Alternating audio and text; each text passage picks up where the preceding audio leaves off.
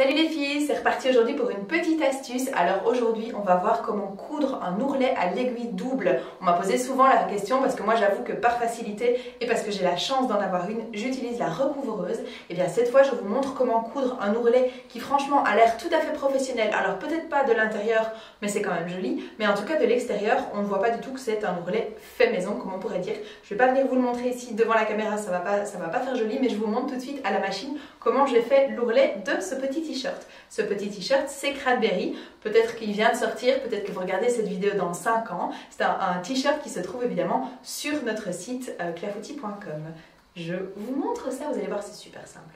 Alors la première chose que je vais faire, c'est que je vais évidemment remplacer mon aiguille par une aiguille double. Hop. Voilà. C'est une aiguille double spéciale Jersey. Je vais évidemment mettre un fil de canette. Je vous montre. Et alors j'ai mis 2 fils de bobine. Un fil là où j'ai rajouté ma petite extension et un deuxième. Et donc en fait, je vais venir enfiler ces 2 fils là. Celui-là sur la droite et celui-là sur la gauche.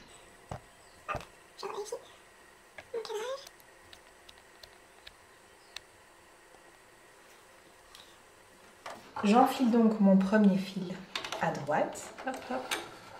Ça va évidemment vous faites en fonction de votre machine.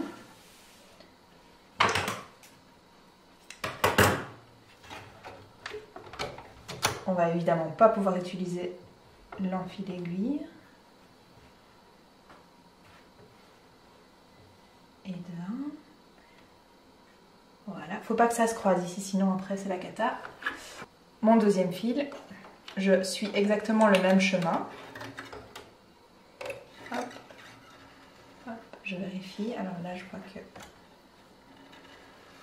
Ok, super. Hop.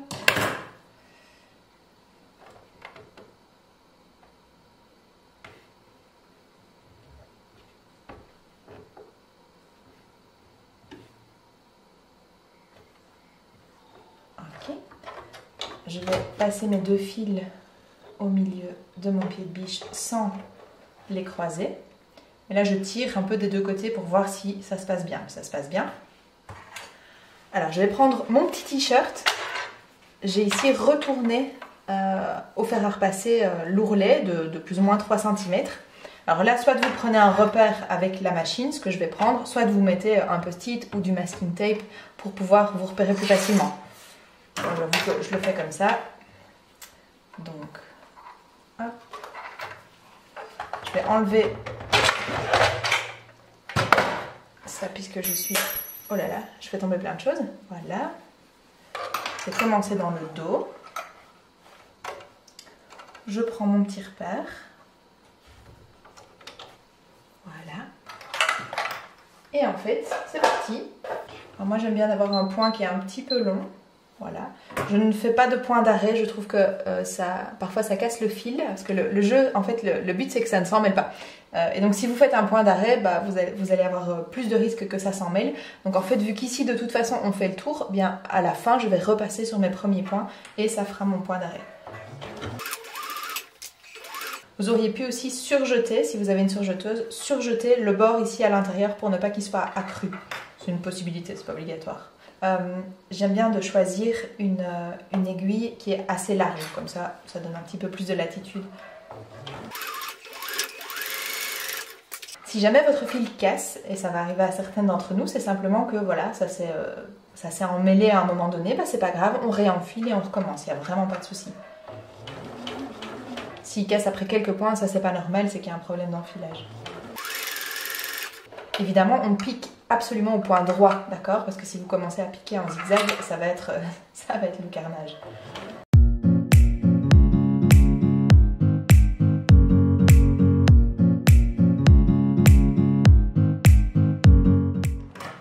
Moi, je coupe les petits fils ici.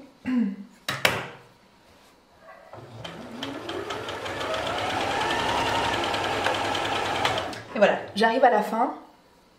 Je vais vous montrer de près. Je vais repasser exactement là où j'ai cousu au début.